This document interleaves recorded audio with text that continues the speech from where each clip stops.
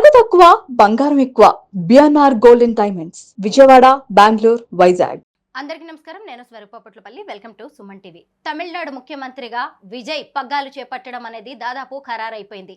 అయితే ఎలక్షన్స్ కి ముందే త్రిషతో రిలేషన్షిప్, ఆయన భార్య విడాకుల పిటిషన్ వేయడం అనేది ఆయనకి మైనస్ గా మారుతుందేమోనని చాలా మంది భావించారు.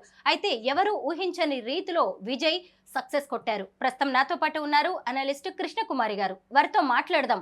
త్రిష ఎపిసోడ్ గురించి ఇవాళ అనేక విషయాలు తెలుసుకుందాం. నమస్తే కృష్ణకుమారి గారు. నమస్తే. అయితే ఎవరు ఊహించిన విధంగా విజయ్ ఎలా సక్సెస్ కొట్టాడో మనం అందరం కూడా చూస్తూనే ఉన్నాం. అయితే ఆయన విజయంలో త్రిష పాత్ర ఏంటి అంటారు? నేను ఎందుకో ఆ విషయానికి అంత ఇంపార్టెన్స్ ఇవ్వాలి అని అనుకోవట్లా. ఎందుకంటే ఇప్పుడు విజయ్ పక్కన ఇంకొక మేల్ ఫ్రెండ్ ఉన్నాడు అనుకోండి, ఇలాంటి గాసిప్లు వచ్చాయా? ఇలా మాట్లాడుకునే వాళ్ళ రామలక్ష్మణులా ఉన్నారు అనేవాళ్ళు. మనం ఎంతసేపు ఒక జెండర్ని ఒక గాసిప్ లాగా తీసుకొద్దాం అనుకుంటాం. ఎందుకు అసలు జెండర్ని తీసుకురావాలి ఇక్కడ? అది ఎందుకో నేను అంగీకరించలేని విషయము, ఆమోదించలేని విషయం. సరే, ప్రజలు ఏమనుకుంటారనేది వేరే విషయం. అందుకని నా యాంగిల్ నేను ఎలా చూస్తాను అంటే, ఇప్పుడు విజయ్ ఉన్నాడు, త్రిష, ఇద్దరు సినిమా రంగంలో ఉన్నారు. వాళ్ళు వేరువేరు జెండర్ అయినంత మాత్రాన వారి మధ్య ఏదేదో ఉంది అని అనుకునే విషయానికి అంత ప్రాధాన్యత ఇవ్వకుండా మనము, సరే అతనికి ఆమె ఒక స్నేహితురాల్లాగా ఏమైనా సపోర్ట్ ఇచ్చుండొచ్చా, ఏమైనా నైతిక మద్దతు ఇచ్చుండొచ్చా, ఏమైనా ఆలోచనలు షేర్ చేసుకుని ఉండుండొచ్చా అంటే ఖచ్చితంగా చేసుకుని ఉండుండొచ్చు. అందుకని దానికి మనం అంత ప్రాధాన్యత ఇవ్వాల్సిన అవసరం లేదు. కృష్ణకుమారి గారు, ఆయన భార్య ఆయన తోటి దాదాపు 20 ఏళ్ళు నడిచింది, 2 పిల్లలు ఉన్నారు. అయినా సరే త్రిషతో ఆయనకు ఒక క్లోజ్ రిలేషన్ నడుస్తుంది అంటూ ఏకంగా డివోర్స్ వరకు వెళ్ళినప్పుడు దీన్ని గాసిప్ అని మనం ఎలా కొట్టేస్తాం? గాసిప్ కాదు, వార్తే అనుకుందాం. పోనీ ఇప్పుడు భార్య అప్లై చేశారు. ఇప్పుడు ఇంకెవరి విషయమైనా లేదు, విజయ్ విషయమైనా నా ఉద్దేశం ఒకటే ఉంటుంది. ఇప్పుడు ఏంటి అంటే, ఇప్పుడు ప్యారలల్ రిలేషన్ పెట్టుకోవడము అనేది కరెక్ట్ కాదు ఎట్టి పరిస్థితుల్లో. ఎలా కరెక్ట్ కాదు? చట్టపరంగానూ కాదు, నైతికంగానూ కాదు. కానీ కొన్ని సందర్భాల్లో అలాంటి పరిస్థితులు వచ్చినప్పుడు ఆ కుటుంబాల్లో కలతలు, కలహాలు రావడం సహజం. ఒకప్పటి రోజుల్లో మొదటి భార్యలు అంగీకరించేవాళ్ళు వీటికి. అసలు తమిళనాడులో అది చాలా సహజమైన విషయం. చిన్న వీడు పెద్ద వీడు అని చాలా ఓపెన్గా మాట్లాడుకుంటారు. సార్ ఎక్కడున్నారు అంటే చిన్నింట్లో ఉంటారు అని పెద్ద భార్య చెప్తుంది. చిన్నింటి దగ్గర అడిగితే పెద్దింట్లో ఉన్నారు సార్ అని చెప్తారు. అంటే నేను దీన్ని సామాన్యీకరించాలని నేను అనుకోవట్లా, సాధారణీకరించాలని నేను అనుకోవట్లా. కానీ ఆ దృక్పథం ఈ రోజున్న యంగ్ జనరేషన్ అమ్మాయిల్లో, అంటే తను మరీ యంగ్ ఏం కాదు, అతని వైఫ్ కూడా, విజయ్ వైఫ్ కూడా, అతనికి ఆల్రెడీ 50 years 52 years వచ్చేసినాయి. ఆ అమ్మాయికి 48 50 ఉండుండొచ్చు. పైగా తను అభిమానిగా అతనికి పరిచయం అయ్యి ఆ తర్వాత ఆమె చాలా ప్రేమించింది, అతన్ని చాలా ఇష్టపడింది. అలాగే అతను కూడా ఇష్టపడ్డాడు. మంచిగా ఉన్నారు వాళ్ళు, 2 పిల్లలు, కెరీర్ అంతా బ్రహ్మాండంగా ఉంది. ఒక రకంగా తను చాలా వ్యక్తిగత జీవితంలో ఒక సక్సెస్ఫుల్ పర్సన్. ఫ్యామిలీతో కూడా మంచి రిలేషన్ మెయింటైన్ చేస్తాడు. ఫాదరు, మదరు, సిస్టర్స్ అందరూ చాలా బాగుంది. ఇల్లు నిన్న కూడా చూసాం కదా, ఇల్లు చాలా కోలాహలంగా ఉంది. అక్కడ మిస్ అయింది మటుకు వైఫ్ మిస్ అయింది అక్కడ. సరే, ఎనీవే, అప్పుడప్పుడు ఒడిదుడుకులు వస్తూ ఉంటాయి. చాలామందికి వచ్చినట్టే ఆయనకు కూడా ఒడిదుడుకులు ఉన్నాయి వ్యక్తిగత జీవితంలో. అయితే ఏదైనా సరే ఇవాళ మనము అక్కడ సాంప్రదాయంగా కొనసాగుతుంది కాబట్టి వైఫ్ కూడా ఒప్పుకుని ఉండాల్సిందే అనేది నా ఉద్దేశం కాదు. కాకపోతే ఆమెని ఒక అతని వైపు వదిలిన బాణంగా కొంతమంది ప్రయోగించారు. ఎందుకు అనుకోవాల్సి వస్తుంది అంటే, ఆమె కరెక్ట్గా ఎలక్షన్స్ ముందే ఇవన్నీ మాట్లాడుతుంది కాబట్టి అలా అనుకుంటున్నారు వార్తల ప్రకారం. ఎవరెన్ని అనుకున్నా, ఎవరు ఆమెను ప్రయోగించాలి అనుకున్నా ఆ పప్పులైతే ఉడకలేదు అక్కడ. సరే, అతను ముందుకే వెళ్తున్నాడు. ఇప్పుడు ఆమె విషయం కూడా ఆలోచించవలసింది ఏంటంటే, అరే ఈరోజు ఆమె ఎన్ని ఉన్నా, ఇంట్లో గొడవలు ఎన్నున్నా, ఉండి ఉంటే గనక ఇవాళ ఆయన విజయంలో ఆమె కూడా ఎంతో కొంత పిల్లలతో కలిసి పాలు పంచుకుని ఉండి ఉండేది. కానీ దురదృష్టం ఏంటి అంటే తను సమాధాన పరుచుకోవాల్సిన అవసరం లేదు నిజానికి. సమాధాన పరుచుకోలేదు కాబట్టి ఇప్పుడు అన్నీ కావాలంటే కుదరదు. అవ్వ కావాలి, బువ్వ కావాలంటే కుదరదు. ఇప్పుడు నువ్వు నీ రిలేషన్షిప్‌లో, నీ మ్యారీడ్ లైఫ్‌లో నువ్వేం కావాలనుకుంటావో కోరుకునే హక్కు, చట్టబద్ధంగా కోరుకునే హక్కు నీకు ఉంటుంది కాబట్టి దాని ప్రకారం నువ్వు మళ్ళీ రెండో వైపు హ్యాపీగా ఉండాలంటే కూడా కుదరదు. అందుకని అది ఆమె నిర్ణయం తీసుకుంది కాబట్టి విడాకుల పిటిషన్ వేసింది. అల్ముని దాకా వచ్చింది వ్యవహారం. అల్ముని విషయంలో నడుస్తూ ఉన్న సందర్భంలో మరి వీళ్ళిద్దరూ కలిసి తిరుగుతున్నారని, అలాగే ఒకే కారులో పెళ్ళిళ్ళకి వెళ్తున్నారని రకరకాల మాటలు వస్తున్నాయి. వాటి గురించి నేను మాట్లాడను. ఎందు గురించి మాట్లాడను అంటే ఇప్పుడు ఇలాంటివి అప్రధానమైన విషయాలు వాటిల్ని రాజకీయాల్లోకి తీసుకొచ్చి మాట్లాడటము అనేది అందరూ మాట్లాడినట్లే నేను మాట్లాడితే అది నాకు నచ్చదు. ఇప్పుడు ఇక్కడ చూడవలసింది ఏంటి అంటే ఇతని వ్యక్తిగత జీవితము, ఇతని వైవాహిక బంధము, వీటిలన్నిటికంటే కూడా ఇప్పుడు విజయ్ పైన ఉన్న బాధ్యత ఏంటి? ఇప్పుడు ఇద్దరు మహిళల చుట్టూనే తిరగాల అతను కాదు కదా. ఇద్దరు మనుషులు అఫ్కోర్స్ ఇంపార్టెంటే. నేనేం వ్యక్తిగతంగా వాళ్ళిద్దరూ తక్కువ చేసి నేను మాట్లాడట్లా.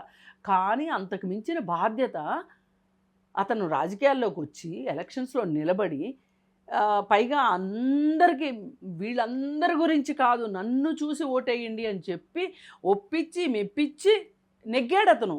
ఇప్పుడు అతని పైన చాలా పెద్ద బాధ్యత ఉంది. 107 నియోజకవర్గాల ప్రజలకి అతను ఒక ప్రతినిధి.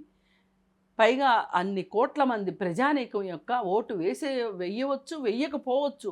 వెయ్యని వాళ్ళకు కూడా ఆయన సీఎంఏ రేపు సీఎం అయినప్పుడు.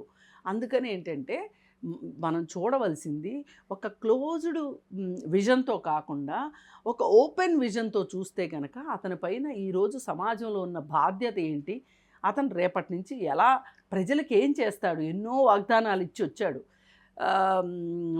ఏదైనా ఓటమి చాలా సులువు నన్ను అడిగితే, గెలిపే చాలా కష్టం.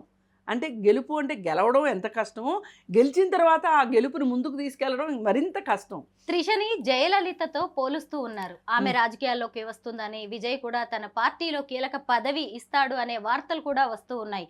అయితే ఇంతకీ ఇప్పుడు ఈ ఎఫ్ఐఆర్ అనేది బయటకు వచ్చినప్పుడు అందరూ అనుకున్నారు అసలు ఒక సీఎం పీఠాన్ని ఎక్కబోతున్న వ్యక్తి, లేదంటే ఎలక్షన్స్లో పెద్ద పార్టీకి అధినేతగా ఉన్న వ్యక్తికి ఇలాంటి ఆడవాళ్ళకి సంబంధించిన అఫైర్స్ ఏంటి అనే దాని మీద కూడా డిస్కషన్ జరిగింది. అంటే జనము ఈ అఫైర్స్ కావచ్చు, రిలేషన్షిప్స్ని నెగిటివ్గా చూడట్లేదంటారా? అంటే జనాలకు కూడా ఒక క్లారిటీ ఉందండి. వాళ్ళు ఎలా ఉంటే మాకెందుకు, మా సంక్షేమ పథకాలు మాకున్నాయా లేదా, మా వాగ్దానాలు నెరవేరుస్తున్నారా లేదా, మాకు ఉపాధి దొరుకుతుందా లేదా. ఇప్పుడు ఉపాధి కోసం చూసేవాళ్ళు ఏం చూస్తారు, నాకు ఉద్యోగం వస్తుందా రాదా అనే చూస్తారు. వాళ్ళ కుటుంబాన్ని పోషించుకోవటం కోసం, వాళ్ళని వాళ్ళు పోషించుకోవటం కోసం వాళ్ళకి అది మాత్రమే కనిపిస్తుంది తప్పితే ఇవన్నీ ఏంటి అంటే కడుపు నిండిన వాళ్ళ కబుర్లు. ఇవన్నీ ఈ గాసిప్పులు కావచ్చు, ఇట్లాంటివన్నీ.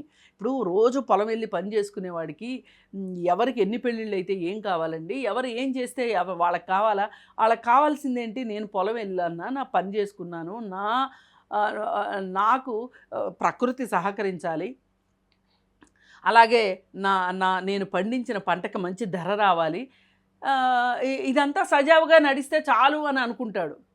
పొద్దున్న లేస్తాడు, పనికి వెళ్తాడు, సాయంత్రం వస్తాడు, పడుకుంటాడు, లేస్తాడు, మళ్ళీ పని చేసుకుంటాడు. అతని అప్పులు, అతని బాధలు, అతని కష్టాలు అవి ఉంటాయి. అలాగే ఒక ఉద్యోగస్తుడికి నా టీఏ పెరుగుతుందా లేదా, నా డిఏ పెరుగుతుందా లేదా, నాకు ఫిట్మెంట్ ఇస్తారా లేదా అని ఒక స్టూడెంట్ ఏం కోరుకుంటాడు.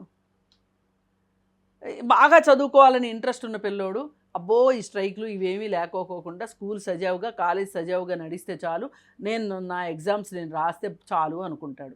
స్కూల్ ఎగ్గట్టాలనుకునేవాడు ఏమనుకుంటాడు, ఎవడు చచ్చిపోతే సెలవు వస్తుందా అని. దేని వాళ్ళు దానికే ఉంటారు.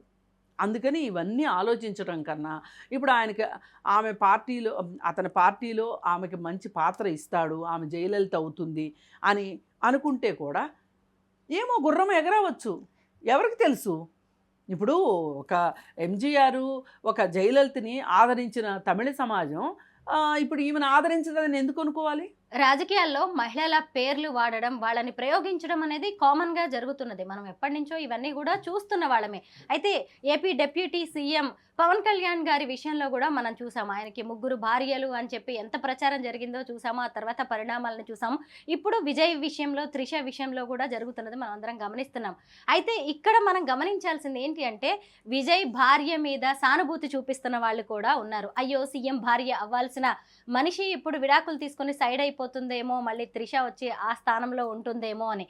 అయితే హై ప్రొఫైల్ విషయంలో ఇలాంటివి జరుగుతూ ఉంటాయి. మహిళలతో అఫైర్స్ కావచ్చు, కొంచెం సన్నిహిత సంబంధాలు. అలాంటప్పుడు భార్య పాత్ర ఏంటంటారు? ఎలా ఉండాలి ఒక భార్య?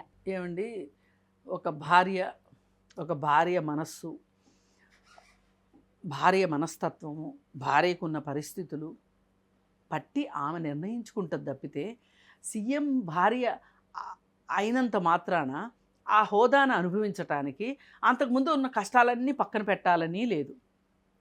ఏమో నా భర్త సీఎం అవుతాడో పిఎం అవుతాడో ఈ కష్టాలను నేను ఎందుకు కష్టాల్లాగా ఫీల్ అవ్వాలి, ఇది చాలా మామూలు విషయంగా అనుకుని సర్దుకుపోవాలి అని అనుకోవటం కూడా ఆమె చాయిస్. ఇక్కడ పూర్తిగా ఆమె చాయిస్, ఇక్కడ ఆమె చాయిస్గానే చూడాల్సిందే తప్పితే ఇక్కడ అలాగేలాగా చూడాల్సిన అవసరం లేదు. ఆమె ఎలా ఉండాలి అని అంటే ఆమె ఎలా అనుకుంటో అలానే ఉంటుంది.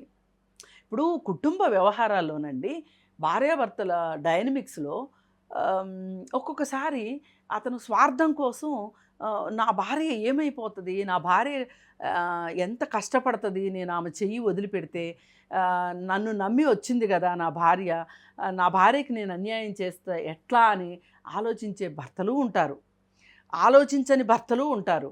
అలాగే పెళ్ళయింది, ఉండక చస్తాడా, నా పిచ్చిని, నా పైత్యాన్ని, నా కోపాన్ని అన్నీ నేను చూపిస్తే మటుకు ఏం చేస్తాడు, ఎక్కడికి పోతాడు?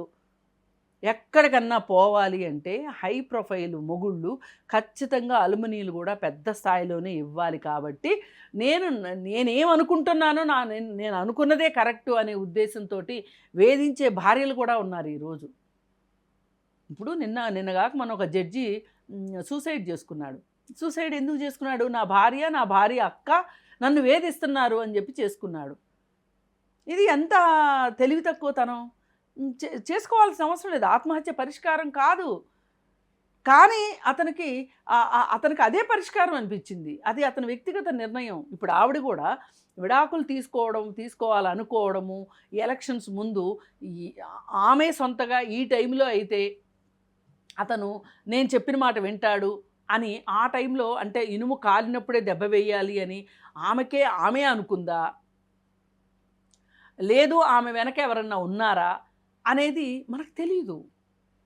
ఇంట్లో జరిగేదండి ఆ ఇద్దరికి మాత్రమే తెలుస్తుంది.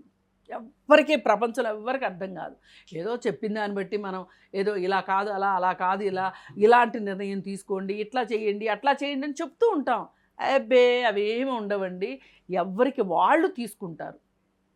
కానీ కొన్ని సందర్భాల్లో వాళ్ళ తాలూకు మనుషులు వాళ్ళని ప్రభావితం చేస్తారు. ఇది చాలా తప్పు. ఆ ప్రభావాలకి లొంగని ఆత్మవిశ్వాసం మీ దగ్గర ఉండాలి. మీరు అనుకున్నది కరెక్టా? మీరు మీ మధ్యలో కొన్ని అండర్స్టాండింగ్స్ ఉంటాయి. అక్కడ తేడా వస్తేనే కదా. ఇప్పుడు ఒక భార్యకి భర్త పైన చట్ట ప్రకారంగా కొన్ని హక్కులు ఉంటాయి. వాటిని ఎవ్వరు మనం డినై చేయలేము. అతని ప్రేమాభిమానాలకు కానీ, అతని డబ్బులకు కానీ, అతనితో ఉండే రిలేషన్షిప్కి కానీ, పిల్లలపైన అతను చూపించాల్సింది కానీ కోరుకునే హక్కు ఆ భార్యకు ఉంటుంది. కానీ ఎట్ వాట్ కాస్ట్ అనే దగ్గర వస్తుంది. అతనేమంటాడు, నన్ను పీడిస్తుంది, నన్ను ఇబ్బంది పెడుతుంది, నా జీవితంలో నేను అనుకున్నది ఏదీ జరగట్లేదు, ఒక మాధుర్యం లేదు, ఒక స్వీట్నెస్ లేదు, ఒక ప్రశాంతత లేదు, అసలు ఇంట్లోనే ఉండాలనిపించట్లేదు అని అతను అంటాడు. ఏం చెప్తాం ఈ రెండింటికి? అందుకని ఏదైనా సరే ఒక్కొక్కసారి రెండో వాళ్ళ మాటకి విలువిచ్చినంత మాత్రం లొంగిపోయామని కాదు. చాలా నేర్పుతోనూ ఓర్పుతోనూ ఇది ఒక్కొక్కసారి కుటుంబం అనేది గోతులో పడుతుంది. నేర్పుగా పైకి లేవాలి. ఒక్కొక్కసారి డివైడర్లు ఎక్కాల్సిన పరిస్థితి వస్తుంది. ఒక్కోసారి స్పీడ్ బ్రేకర్ల మించి దూకాల్సి వస్తుంది. చాలా ఉంటాయి కుటుంబంలో. అన్నిటినీ మనము అయినా కాదు అని చెప్పి వచ్చేస్తున్నారు బయటికి అంటే అక్కడ ఏదో ఉంది బాధ. మనం ఎవరిని తీసిపారేయలేం, ఎవరి బాధని మనం తక్కువగా అంచనా వేయొద్దు. అందుకని వాళ్ళ వ్యక్తిగత విషయాన్ని వాళ్ళ వ్యక్తిగతానికి వదిలేసి వాళ్ళు చూసుకుంటారు. ఇక్కడ మనకు కావాల్సింది ఏంటంటే త్రిషకి ఏ పాత్ర ఇస్తాడు, అతని మనసులో త్రిష యొక్క స్థానం ఏంటి, ఒకవేళ స్థానం ఏదైనా ఇస్తే, చట్ట వ్యతిరేకంగా స్థానం ఇస్తే దానికి సంబంధించిన ఇబ్బందులు విజయ్ ఎదుర్కొంటాడు. ఇప్పుడు మీకు కానీ నాకు కానీ ఏమైనా ఇబ్బంది వస్తుందో చెప్పండి, రాదు. దాని గురించి మనం ఎందుకు ఆలోచించాలి? తమిళ ప్రజలకు కూడా ఆ చట్టపరంగా అతనికి ఏమైనా చిక్కులు వస్తే వాళ్ళకేంటి, వాళ్ళకి కావాల్సిందేంటి? పరిపాలన. వాళ్ళు ఏమేమనుకుని అతన్ని అందలం ఎక్కించారు ఈ రోజును, అవి దక్కాలని వాళ్ళు అనుకుంటారు. మనం ఇలా ప్రాక్టికల్గా ఆలోచించాలి. ఇష్యూ ఏదైనా సరే మీ విశ్లేషణ అనేది ఎప్పుడు కామన్ మ్యాన్ యాంగిల్లోనే ఉంటుంది. చాలా బాగా చెప్పారు. Thank you so much Thank you. Krishnakumari గారు.